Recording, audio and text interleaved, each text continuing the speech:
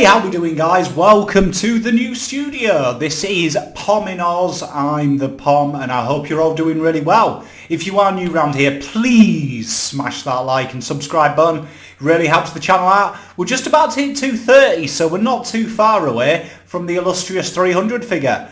As you can see, we've moved house. We're in a brand new scenario. Nice lit office, dedicated office space. So hopefully the quality of these videos you really do enjoy. So we're going to do our usual tips video. Pom tries to tip, a foreigner tipping the great game that is AFL. And the first game we're going to look at is Thursday night at 10 minutes past 8 at the Optus, and that is the Magpies. They have the Cats, and obviously, as we know, with the COVID, we're now all interstate. No Victorian teams will be playing in Victoria, which is a shame.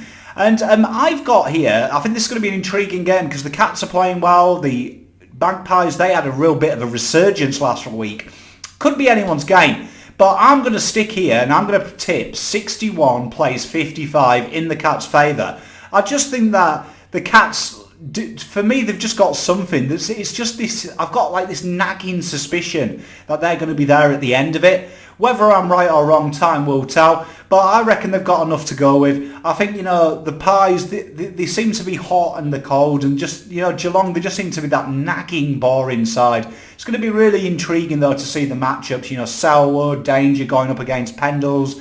De Goey's back as well after his, we'll call it a minor indiscretion, but it's pretty big. I don't trust the Magpies at the moment. And I do think the Cats will get the job done.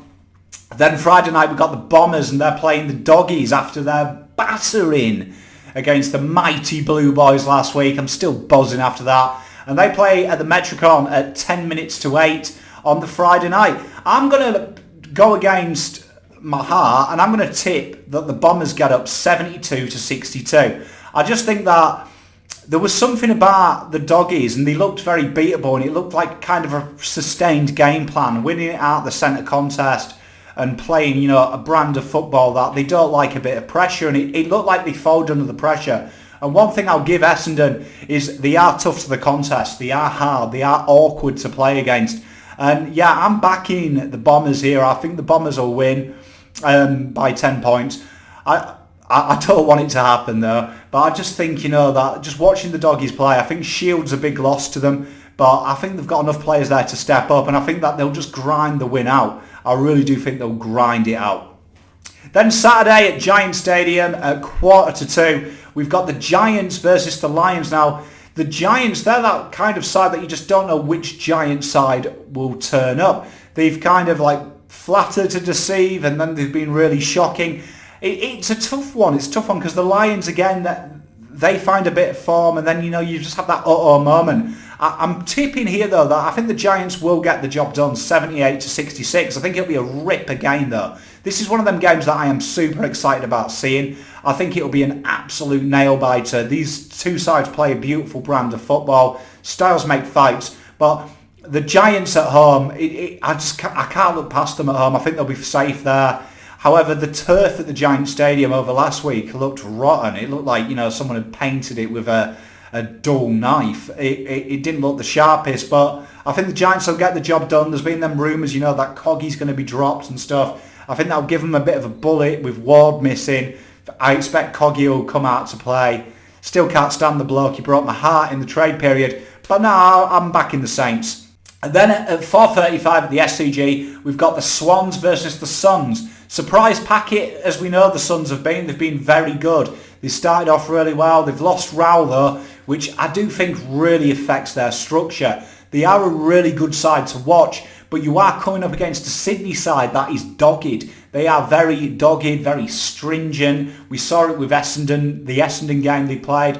They kind of just nullify good football and good run on the outside. And the Suns have been very strong at that, getting the ball on the outside and really utilising their speed. To me, I'm going to tip the Swans here, 68 playing 60. I'm confident in that one. I just think that Matt Rowell, without that X factor, they kind of looked a bit lost. They did put in a good performance last week against our lads, and they did against the Cats when they lost Rowell. But I think the Swans just have enough experience to get the job done, even minus Kennedy and Heaney. The Tigers versus the Roos. at Metricon at 20-8 on the Saturday night. And I'm going to tip the Tigers here. I mean, the Tigers, they've been inconsistent. They brought some young players in there last week. They kind of touched the game like a duck to water, and they look like a solid side for me. I reckon that they've got enough to get the job done against North. For me, without Cunnington in that midfield at North, they don't look as up for the fight, and that is where Richmond really do well. That midfield core really gets the ball moving. And I think without Cunnington, there's no one that's going to be able to rough them up and throw them off. That's where Richmond have looked a bit vulnerable. When someone's got in there, stood up, made it awkward, they have kind of looked fallible, but I think they've got enough, and I think it will be a tight, low-scoring affair though. I'm tipping the Tigers though, 60-50. Then on Sunday, my beloved Baggers up against Port. You're talking Port Adelaide are one of the most fearful sides in this competition. They've really set the world alight. They're massive improvement from last year. One of the most top teams in the comp at ball retention. One of the best side at centre clearances. And the best side at scores per time. These are a tough side. But I've got a feeling that you stop Boak, you stop Dixon. We've got Wheater in, who's just the soul collector at the moment. I reckon we've got a chance. And I'm tipping Carlton at the Gabba at 5 minutes past 1 to win this by 6 points. Goal kicked at the death by Betts. I reckon it's going to be a great game. The Baggers are flying at the minute. Top 8. If you are a rival fan, you will have got a text from the old POM. I apologise about that because we're not coming. Freaking here, ladies and gentlemen. I mean, look, I've got my designer clobber on now. We're back, baby. And then we're going far at 3:35 to the Giant Stadium again. We've got Hawthorn versus Melbourne Demons. Now, Hawthorn, they're in all sorts of problems. They looked woeful at the weekend, and it's a very old side. Now, Melbourne, again, fit in the category of what are they? Are they a good side? What are they doing? They haven't played great football, but I reckon that the D's are going to have a good game here. I reckon they're going to win this 69-55. It's going to be a tough game though for them, but I just think they've got enough talent to get the job done. The Hawks look kind of lost at the minute, and I think this will be a morale boosting win for the Demons and good win side. I can't look past the D's. I've just got a feeling about them. And then in the evening we've got probably the game of the round really. 6:35, and we go to Optus to see the Western Australian derby of the Eagles versus the Dockers. Now, I made a complete tit of myself last week and said that the Dockers had no chance, and they came against all odds, and God knows how they won that game against St Kilda. But apologies to Blair Mel, good mate of mine. I'm sticking with the Eagles again on this one, 75-61. Still think the Eagles have got enough. I am impressed though by Freo. I mean, Freo could win this. They've got some wonderful players. Some players are really stepping up. You've got Chera, he's really stepped up. And then you've got players down the back who are killing it. Do you know what I mean? You've got Ryan, for me, the most underrated backman in the comp. What he does is phenomenal. You've got Fife, for me, who is the best player in the AFL without a doubt. And then you've got players just all around. Schultz, he just adds that mongrel. Stops players playing, will really give the half-back line of Eagles a problem. But that midfield is starting to click. Last week, the midfield at West Coast really looks like it was starting to find a bit of form, play its way into the game. And I think with a partisan crowd, which they both have, I think they'll turn it on. I think it'll be a great game, though. I think this game will be worth watching. And then the Monday, we've got a weird fixture. We've got the Crows, who have been pants, against Saints. And that's at the AO at 7:40, 19:40 if you work on military time, because we're probably going to be under martial law by the time this game plays.